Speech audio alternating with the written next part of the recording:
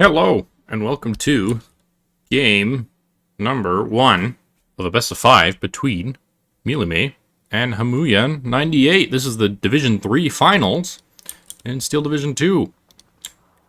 Yeah, so, Rashori, YpMTUQpI, 2 Rashori PMs, that's the ones with PTRDs and the dual machine guns, I do believe. Pioneer Cavalerie, M32, Pusantikar, another AT rifle, M45, or M32, 45 bill, Pioneer Cavalerie, that's the leader, Hotchkiss, immediate off-map start, interesting to see YpMTUQpI, 2 Rashori 2 PMs, 2 Pioneers, and the Cavalerie as well. Another anti-tank rifle coming up to sneak, looks like they're gonna run into each other here. Pioneer and a Rashori as well to defend against PTRS sneaks. BF-109 the start as well. And that looks like a barrage almost. Very light deployment here though, just the dual maxims. So the bomb is definitely going to be able to hit. And actually, wow, the cluster HE does get the PTRSs here.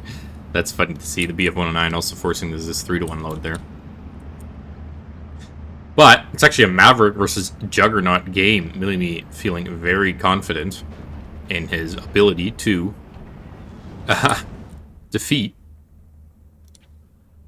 Homayoun here with the Maverick income. Yeah, not often that we see Juggernaut played in Steel Division 2, but simply because it's just a lot better to have the what's it called? A balance. If you're going to be playing versus Maverick and you want the longer income in the long run, it's better to play balanced because then there's not such a big income disparity, right? The 135 or 130 points now in Phase B do help out versus the 115. It just increases the amount of time that Juggernaut needs to go to effectively have an income equality again, which is what you'd often be looking for. Anti-car here. Not deployed. I would have dropped this right down there, and then the Rashori can deal with the Stalky LKM, but the PTRD might actually just get the kill anyway. Oh, but it does unload. M42 coming in. Stalky LKM is going to get some good fire on there. BF-109 still flying about. There weren't any troops to follow this up. Like, if you're going to drop an off-map off, this is usually a pretty good time to do it. There's lots of off-map cheese here. Barrage actually coming down. That's interesting.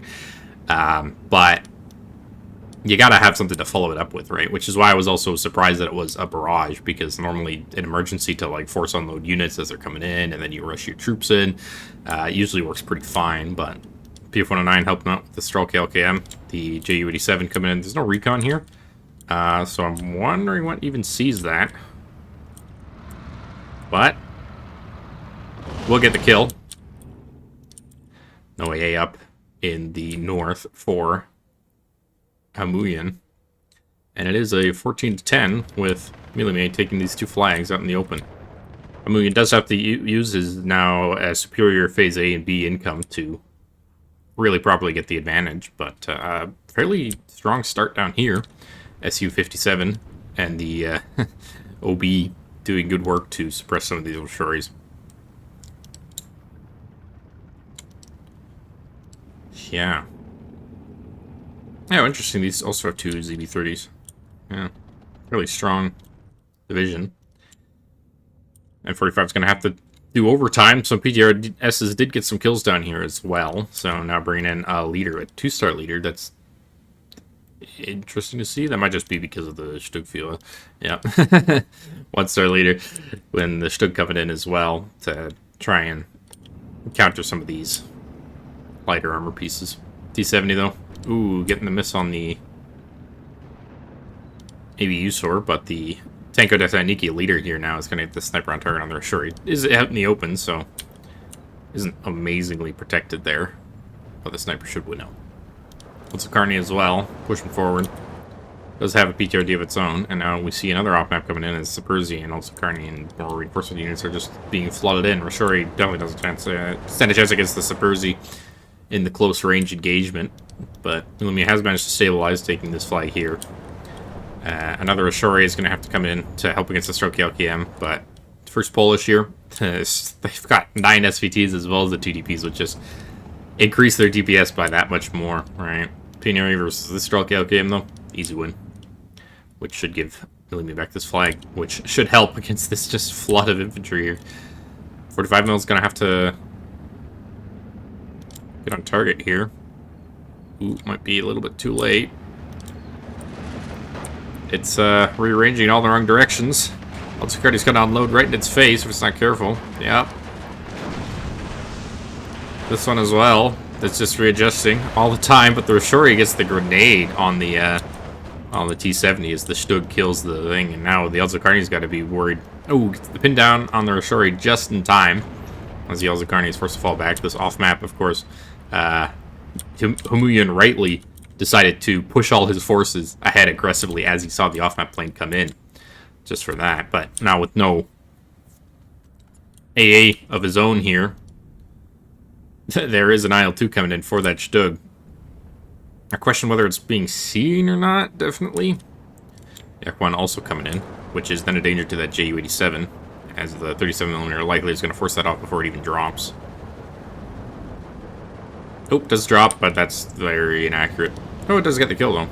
IL-2 does manage to get the Stug. Stug's moving around, but the Yak-9 now finishes off the Ju-87, which is an important kill. Having secured these two flags again with the Elzakarni here, and the T-70. No, not for long. Plus the OB. It is a 1 tick now for Homayoun. Really, the deciding factor in this game is going to be Phase B, though. So, with this flag also going down, there's only one Rashori PM here to prevent this flag from falling. Though this flag is often not one that you're going to get a hold of, so... One of the reasons why Maverick isn't really favored on this map, and I believe Vulcan talked about it in one of his videos against someone, is the flags are quite hard to push. This entire northern area is, unless you have like DD tanks, in which case playing this map actually with 2nd Canadian, or 3rd Canadian? The Canadian division is actually really fun because you just rush priests and stuff across the water, and then you got priest TDs sitting back here looking over the road, right? They're great. IL-2 doesn't get the kill, though, on that thing. But anyway, this map in the north is very locked off. So you've got to push for this flag, you got to push for this flag here, and then you got to try and push for the town, or potentially this flag here. Playing on the red side is relatively hard. Meanwhile, if you are on the blue side, it's just like 2K engagements basically secure you 2 flags, and then you just got to play for one more, which is often this town flag. So what often happens is you see a balance versus balance game on these maps, and then they end up fighting exclusively over these 2 flags sometimes, where it's just a constant back and forth between who controls what here. It's this position right here. Very important. AT guns and stuff like that can essentially cut off reinforcing roads here. But on the flip side, you can cut off reinforcing roads into this critical area for blue, including one of his flags, by having AT guns in this forest here. Actually, the just edge of the green cover here is often seen as the best. Leader, recon, AA behind it, and then complete shutdown of reinforcements to there. Not quite advancing beyond that, though, so not really needed. The ABU sword being kept alive here. It's coming in handy, being able to force these Elzakarni to come back, and these Rashoris with the ZB-30s, these are light rifles, so they do win out, even against the very tanky triple PPSH squads of 13 rifles, because they've still got the ability to use their ZB-30s, and the Beretta as well is a very good submachine gun, probably worth 2 PTRSs. Oh, Desat Kogovi here. Oh, man, yeah. Tried to rush forward, but is forced to unload here. It's the anti-car there, and the solo turn does get the kill. Final off-map barrage coming down for Mimile. Still on a 14-10. Elzakarni and Maxim Duziev forks back, so these units are under less of a threat now, but T-34 is now cutting off this road as well, and he's going to have to hope that he can kind of push back in here with the Stug and such to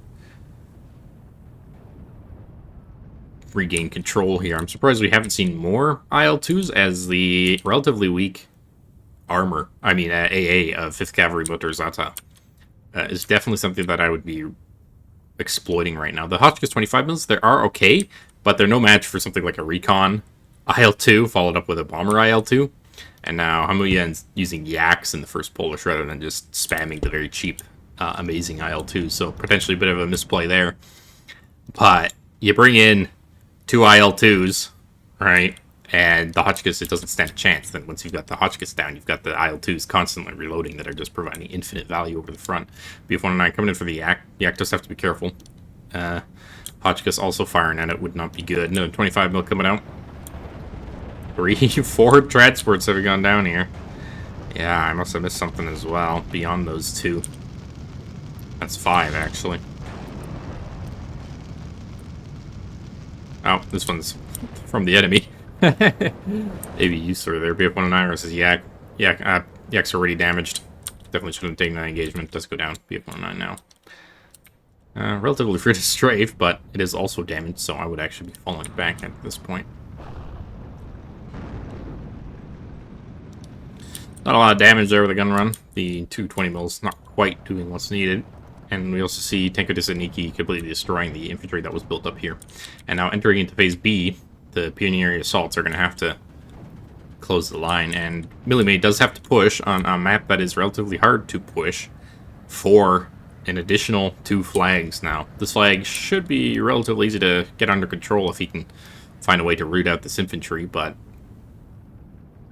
the rest of this, like pushing far for this flag, is going to be hard. This green forest here, it's going to have Pioneer assaults in it, or Shori and the Cavalerie covering out in the open, and then another Stug coming in as well.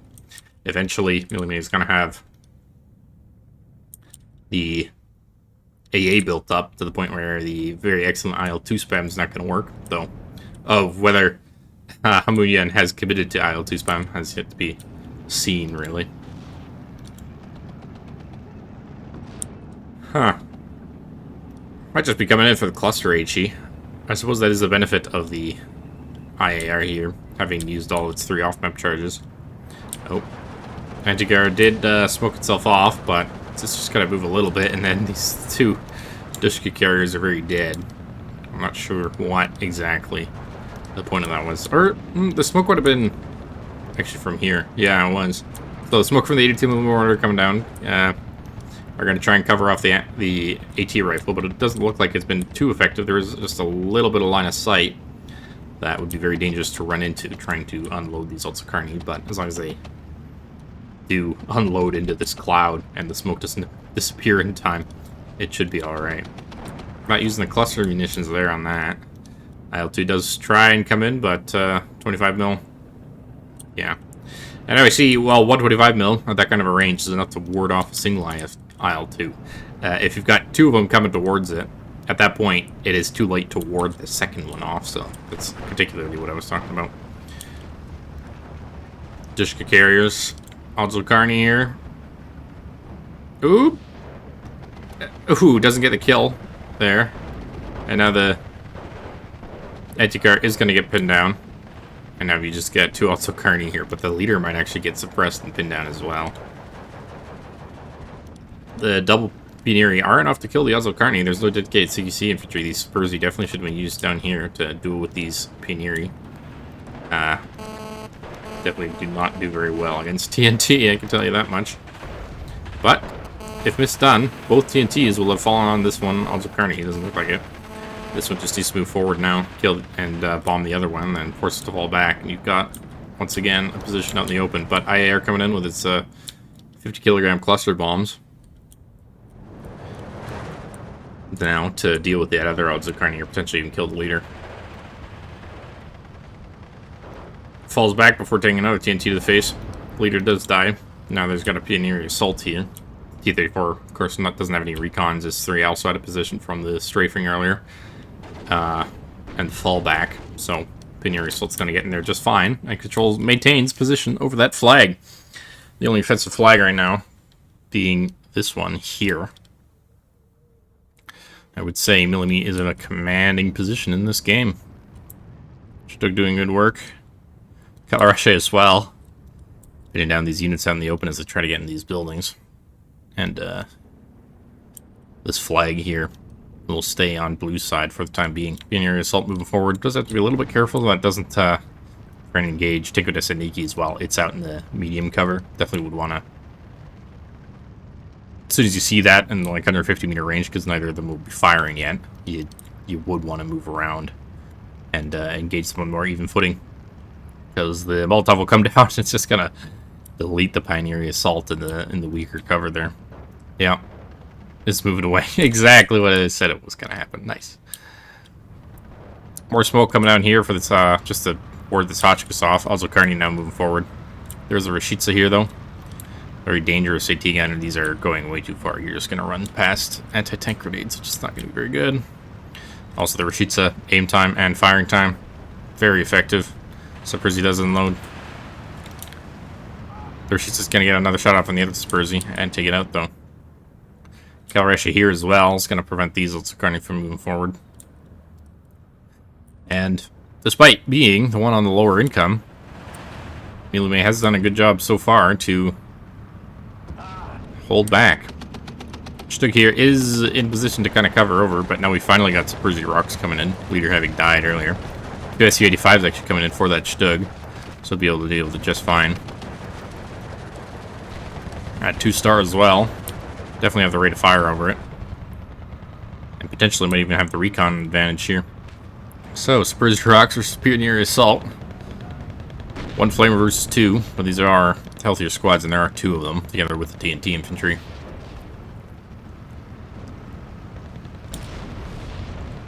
I didn't see about the same. Oops, Spurzy's actually gonna get their... Oh no! Just out of time. It's not gonna get their TNT off. The flame does come in just in time. Spurzy rocks though. There's double flamers here now. 2 units versus 1. Pioneer assault goes down, and this flag goes over to Mimile. Theoretically speaking, there's only one more flag he's got to push for, and it's going to be this one. So potentially set that on return fire and just sit it here while the T-34s cover this area here. But looks like this still gets the better of that. No long range AT quite out for Mimile, or no, Homayoun. The Ju-87 did manage to kill one of the Su-85s. Being an assault here, going to finish off this Spurzy. The Spurzy rocks are still very dangerous out in the medium cover just because they're 2 DPs and they're SVTs then, so just have to be a little bit careful, but these are fast moving backwards to try and get to better ground, and the Begleitgrenadiers now with the MP44s are definitely going to be a very big threat there. Cavalerie is still doing a wonderful job at pinning things down. This fight did go temporarily back into the hands of Homayoun, so was pushing to 15-9. Mimile does have to be careful here. Spurzy rocks pushing forward though. The Begleitgrenadier's got to be careful to engage it in the yellow cover here, or while the Spurzy is still in the yellow cover, to have the best kind of chance there. The leader looks like it's just about to get away. IR coming in, same with this one. Ooh, where the Pioneer assault gets sniped by the ISU. Yeah, the Bugger, you're just ripping these units in the cluster HE, actually doing a lot of damage there. Takes out 2 Spurzy rocks, which is, yeah, quite dangerous there. Grenadier is now in a perfect position to stop that push from coming further. IAR also gets a hit on the odds of Carney, but lots of units coming in. And there's not a lot coming out for Mimile. Instead, choosing to bring in his IARs in the beginning here. No AA out yet, so this one's definitely going to come in. Should have probably been there a little bit earlier, in fact, probably before the Su-85s. But yeah, a bit of an armored push down here now.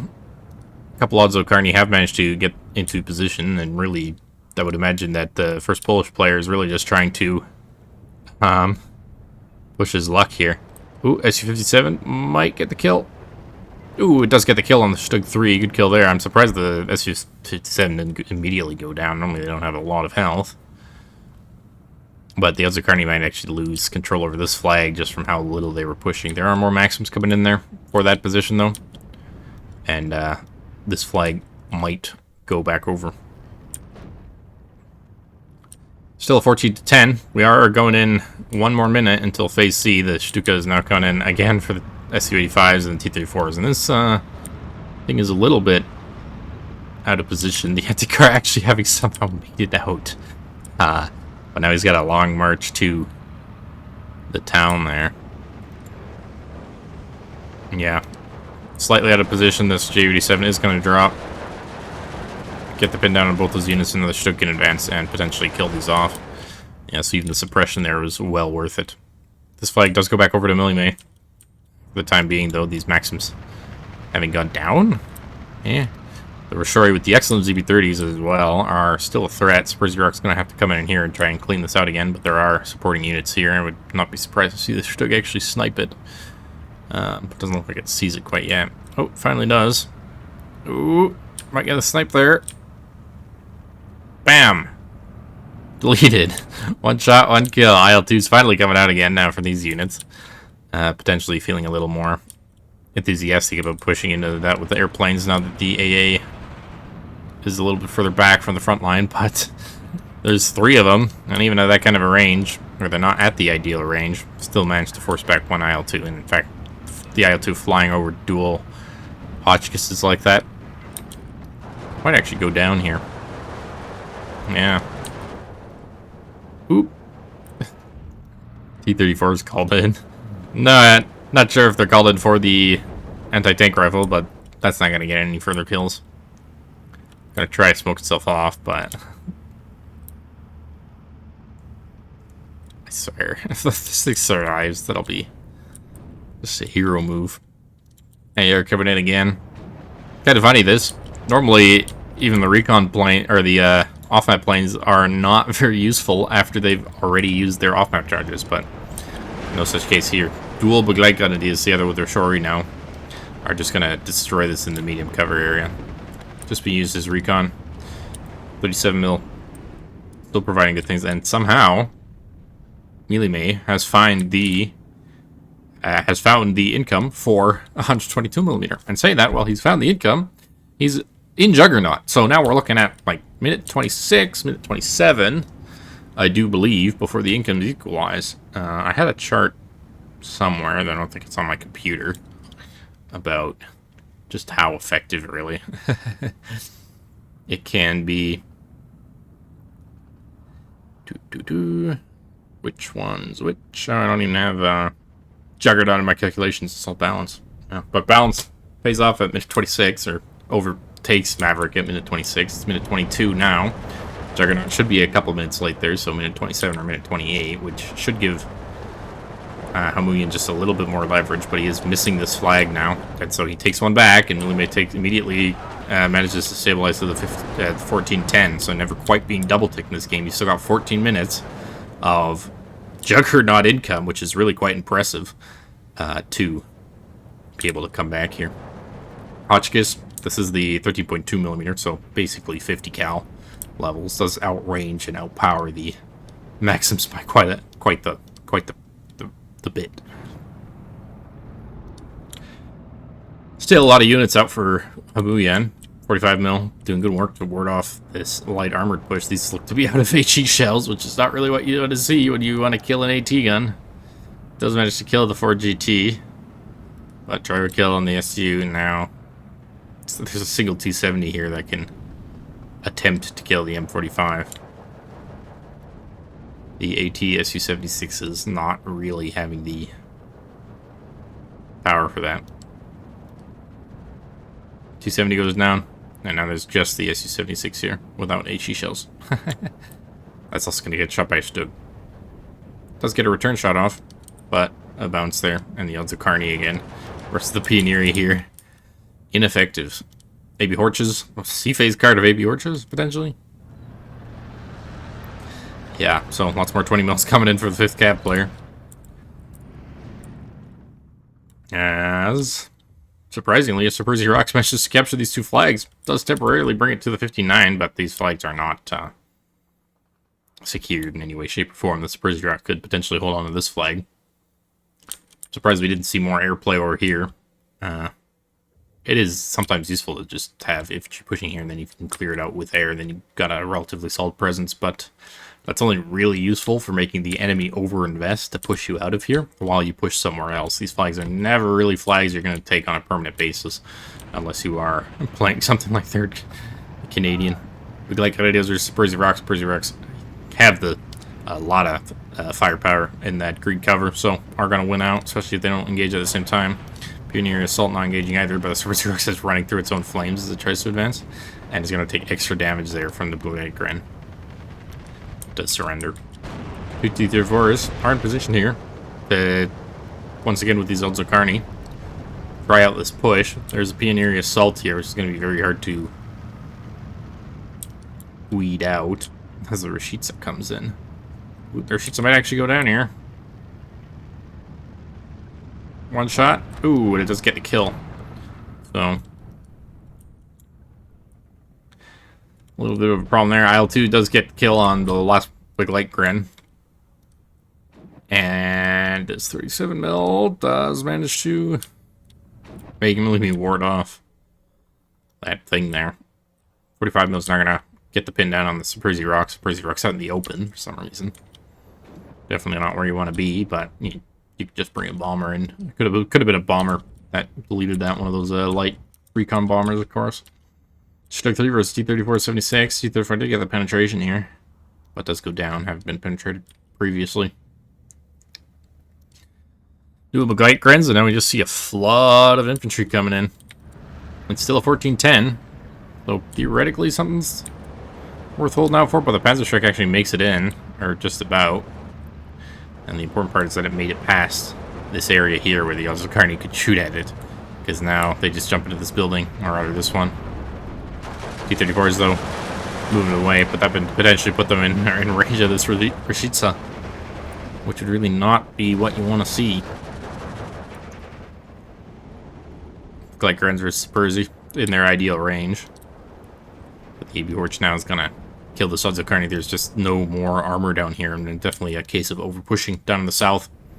Is on the double take. Strokya do manage to finish off that one health Saperzi there. Stuka comes in, 1, 2, 3, 4 is down. The other one is aggressively pushing. But Jalzarkani versus dedicated CQC infantry here, or rather said, excellent town fight infantry and one dedicated CQC infantry. Rashid has also got eyes on the T-34. Is going to kill that. IR providing recon there. The 37 mil is not enough to hold that out, and the OB here firing at the tanks actually instead of the AA. Interesting choice. But Begeit Grens met up with their other units. Not quite in their MP44 range anymore, but the AB were just more than enough to provide excellent fire for that. We're short coming in for this middle here. This flag's about to fall. This flag's about to fall. This town is still relatively secure with these Jalzarkani now being forced to fall back again. The T-34s having just about gone down. Did manage to retreat this T-34, but the Shuk's going to finish that off now, no doubt. Oop, I was shooting at the leader, so the T-34 might actually get away again. Pioneer Cavalerie, though. T-34 does have to be a little bit careful here. There's a Panzerschreck. Stuck 3 getting the kill on the reinforcements here. The AB Horch actually is going to unload on them as well. Might get away, but 2 shots will be enough to kill it. Does get away. Lots of infantry moving forward now. It's 14-10 again, surprisingly. Ooh. As soon as he sees this T-34 here, yeah, the leader's going to move. Oh, one health leader is going to get a Panzerschreck on target. And I believe it starts with 3, so the leader's paid itself off in space just as Panzerschreck. One of the reasons why I do like 5th Cav is the abundance of Panzerschreck leaders. Artillery leader as the second leader card, though, so. Clearly, Mimile doesn't quite agree with that sentiment. Lots of artillery coming in. Rushing these down when you got M42s on the road is kind of dangerous, but does manage to unload them in time. And now we're going to just Q move. This Light Grenadier can move down south and then potentially capture this flag. The 80 points versus 175. That's almost 100 points more now, and we've definitely passed the point where the Juggernaut player is favored. And while Mimile or Homayoun is still holding on now, and does potentially have something to play for, the longer this game goes, the more of an advantage Mimile is going to have. So if you're holding out for the ticker, right? So just playing to win versus like Maverick versus Balanced almost, and waiting for that 55-minute mark, you are definitely playing it wrong by losing all your armor here and desperately pushing for 59, right? You gotta almost realize that you're not gonna win with that kind of a push, like minute 16 or 17 to just build up excellent cover. Ooh, Rashidza gets the kill on the Su-85. There's no more tanks up here now, which leaves the infantry, or potentially even the 20 mil, to just come in and delete that. Wow. The AT gun kills more stuff. I'm surprised. I'm surprised. So, yeah. Good little PTRSD, except that was a solo third. Anti-tank rifle, not a PTRS. IR's coming out now. Dude, the AA's gone down here. It's really dangerous. This IR's got complete range to just spot and shoot at things up here. This the only AA over here is this one now.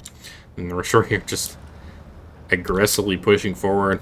Gonna get this flag back. That's gonna be the 12-12, and now Bamuyan's gonna have to play essentially for the timer. It's on 30 minutes. He's got 20 minutes left, but Juggernaut is even worse than balanced, and that, well, as everyone knows. Yeah, 175 point income. If you can win in Phase B, or if you rather said if you don't lose in Phase B against Maverick, the Juggernaut income does make it next to impossible to come back with that kind of an income disparity. And yeah, I don't think we're likely to see this game going for too much longer. We're short pushing for this flag now. This flag's not too look too hot either, and 59 would just be a couple flags away here. This flag's about to fall. Push these infantry out, put these infantry out. These OB guns will be very much in threat. Alright, Rashori pushing in. Dual rifles again. Or nope. That might just be a single rifle. No, that's two. Wow. Maybe Horches coming in. Rashori, JU-88. Gonna pin all these Stroke LKM down. There's no AT here to deal with the Horch. Rashori versus also Carney now. I'm sure you're gonna get the battle of that. There's just so much infantry here. The Su-85 can try all at once, but there's dual Stugs down here, as well as lots of 20 mils and Homayoun surrenders. So, interesting game one. The 2,350 kills to 3,710. You really see just how much Mimile did have to play there with Juggernaut to get the victory, or trade well with it. Because even, like, what, 31 minutes into that game, like, Mimile did eventually reach the critical mass to just move units forward and overrun the enemy, but with that kind of an income disparity, you would have expected in Mav versus Mav mirror, or potentially even a balance versus Mav, the game would be over 5 minutes sooner, right? So definitely a question of whether or not Juggernaut is worth it versus a Maverick player. Not sure if it was the pick or the counter pick, but there we go. Nothing too amazing. The SU-76 did good. Sniping some units here. On the other side, BF-109 killing a lot of IL-2s and planes here. Interesting choice of the Yak-1, that's for sure. Stugs as well, performing very well. This anti-car that was up in that green cover, killing the M3s as they tried to rush in with Descent Kogovis there. The the off-map vehicle, and this isn't the off-map, right? The off-map charges, that's the field battery gun up here. He got more kills than the actual off-map itself. That's kind of funny. Rashidza did very well, sniping the Saperzi, things like that. And yeah, that's the kind of efficiency that you are looking for. Stug's overperforming. Did get the 3 kills there. That PTR solo third sneak, I suppose. It's funny, I was just talking about how you don't see Axis AT rifles getting sneaked too often. 75 mil as well, yeah. Fairly standard things. Thank you all for watching. I hope you enjoyed, and we'll see you next time for Game 2. Goodbye.